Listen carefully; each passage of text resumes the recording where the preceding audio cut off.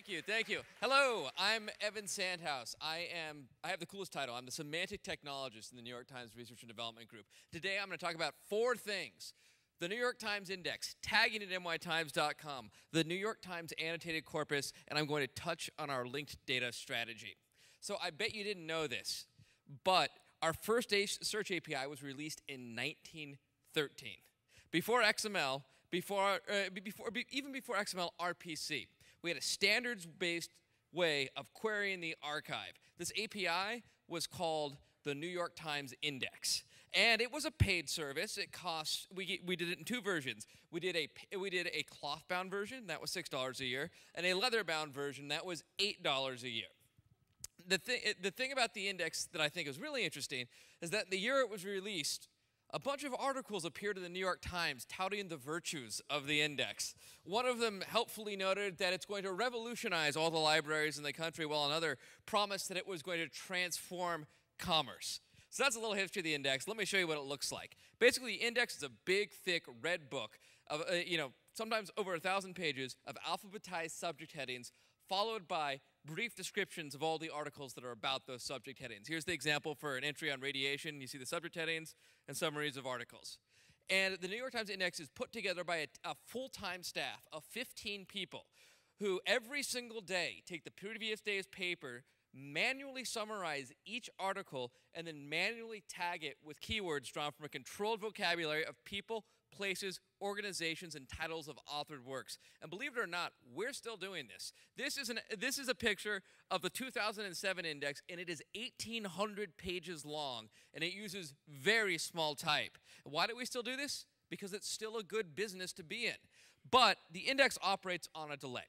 And nytimes.com needs metadata in real time for the web. So we have a separate process there that uses the same vocabulary, but we use a program that suggests terms to make it go faster. And why do we need real-time metadata?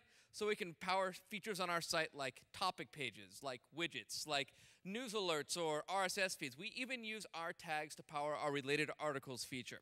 And now I'm going to change gears completely and say there are certain problems in computer science that are hard problems. Problems like speech recognition and handwriting recognition that are too hard to program. You got to train a model. Programming them is just not possible. The same is true in natural language processing. Problems like summarization, classification, hard problems. You need training data. But there hasn't been good training data for solving these problems until last October, we released the New York Times annotated corpus. And very briefly, it's a DVD containing all of the articles we wrote and published between 1987 and 2007, along with all that awesome metadata provided by our indexing service. So that's 1.8 million articles, 1.13 billion words, over 909,000 unique tags, or if you prefer to think of it this way, 7,745 complete issues of the New York Times. And we're really lucky. Some world-class institutions have picked up this data and either used it to teach courses with or done research projects around, and I want to tell you about a couple of those research projects right now.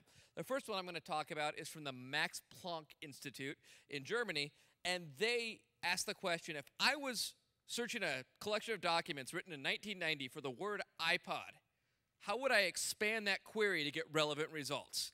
And they used trend analysis and co-occurrence data to figure out the right word is Walkman.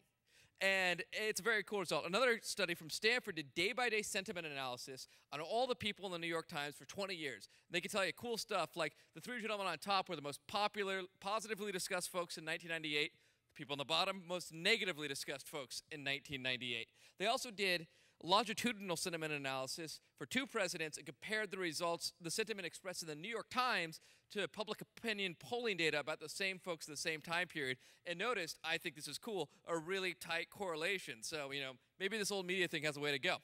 And so those are just a couple of the cool ideas we've seen so far with the New York Times annotated corpus. We're looking forward to seeing more work on classification, on summarization, on semantic drift, terms becoming other terms, even work in linked open data. So that's the New York Times annotated corpus. And if it sounds interesting, if you want to do research on this data, it's available for non-commercial research from the Linguistic Data Consortium, and it's available for commercial research from us at the New York Times. So Google for New York Times annotated corpus, go to corpus.nytime.com. One last thing I want to talk about.